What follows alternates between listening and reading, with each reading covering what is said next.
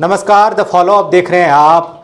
झारखंड के पूर्व मुख्यमंत्री हेमंत सोरेन को बड़ा झटका लगा है। वो बजट सत्र में हिस्सा नहीं ले पाएंगे। हाईकोर्ट ने उनकी याचिका खारिज कर दी। आपको बता दें कि 22 फरवरी को पीएमएलए कोर्ट ने भी उनको बजट सत्र में भाग लेने की इजाजत नहीं दी थी और वही फैसला हाईकोर्ट ने भी बरकरार रखा है।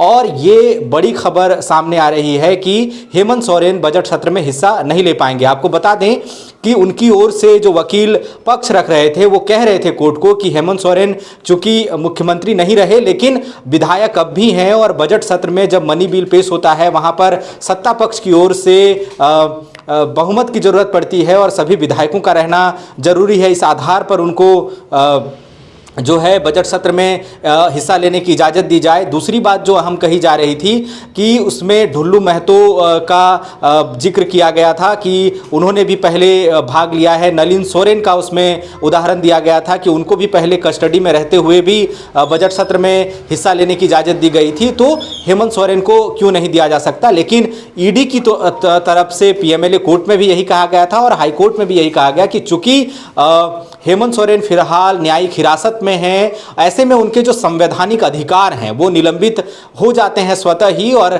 जब संवैधानिक अधिकार निलंबित हैं तो बतौर विधायक उनको बजट सत्र में हिस्सा लेने की इजाज़त नहीं दी जा सकती। तो ये एक बहुत बड़ी खबर है। आपको बता दें कि लगातार इसकी मांग की जा रही थी। उन्होंने पहले पीएमएलए कोर्ट का रुख किया था जहां से उनकी याचिका खारिज कर दी गई। मजबूत तर्क दोनों ही तरफ से रखे गए लेकिन कोर्ट ने आखिरकार ईडी का जो तर्क था, ईडी का जो पक्ष था, उससे सहमति जताई और हेमंत सोरेन को यह कहा कि वो बजट सत्र में हिस्सा नहीं ले पाएंगे।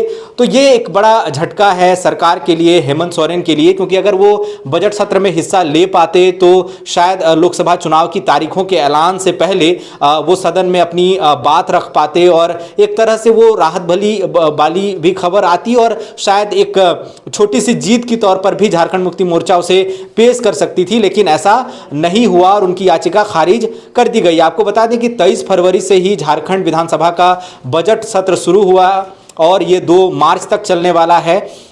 तो वो जो पूरा मौका है वो निकल गया। आपको बता दें कि जब 5 और 6 फरवरी को झारखंड विधानसभा का विशेष सत्र बुलाया गया था, जब चंपाई सोरेन सरकार को सदन में अपना बहुमत साबित करना था, फ्लोर टेस्ट होना था, उस समय जरूर हेमंत सोरेन को बजट सत्र में हिस्सा लेने की इजाज़त मिली थी। उन्होंने सदन में अपना संबोधन भी दिया था, विपक्ष पर जमकर उन्होंने हमला बोला था, तल्ख टिप्पणियां की थी।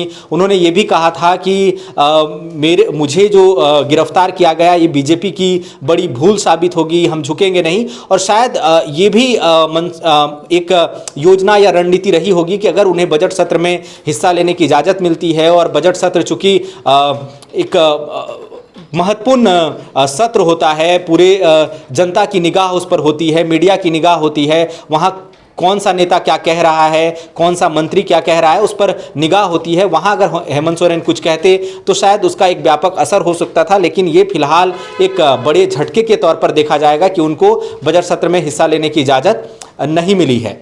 शुक्रिया।